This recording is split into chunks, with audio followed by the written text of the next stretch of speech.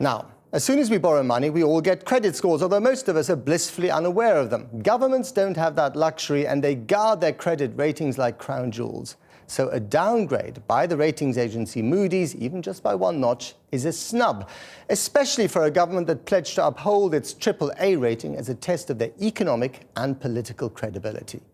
Ouch. The Chancellor said the downgrade was no reason to change course. Harry Smith reports.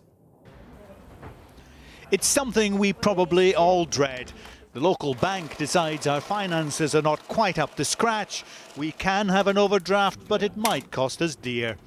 The man in charge of the nation's purse strings described such a scenario as humiliating and assured us it would never happen on his watch. In a world where so many countries are seeing their credit ratings put on negative outlook or downgraded, our country's AAA credit rating has come off negative outlook and been affirmed. We are the only major Western country which has had its credit rating improve.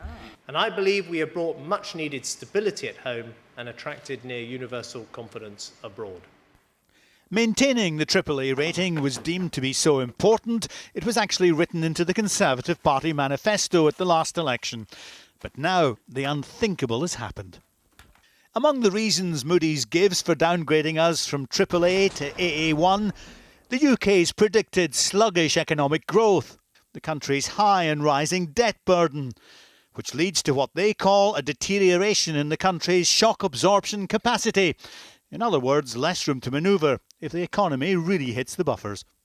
The Chancellor said to lose our credit rating would be humiliating. He said in his manifesto in 2010 his number one objective was to secure AAA for Britain, and he believed he would do that by bigger tax rises and spending cuts. But it's failed. He's choked off the recovery, borrowing's up, families are suffering, and even the credit rating agencies are now saying it's failed.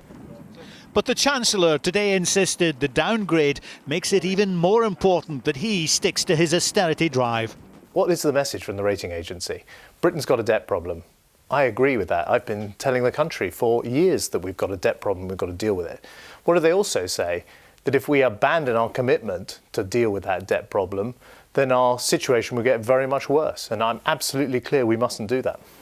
Britain is not, of course, the first advanced nation to lose its top rating. Last year, America and France suffered the same fate.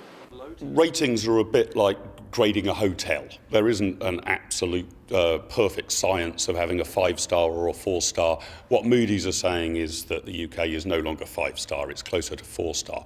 Now, what does that mean for the government and for George Osborne?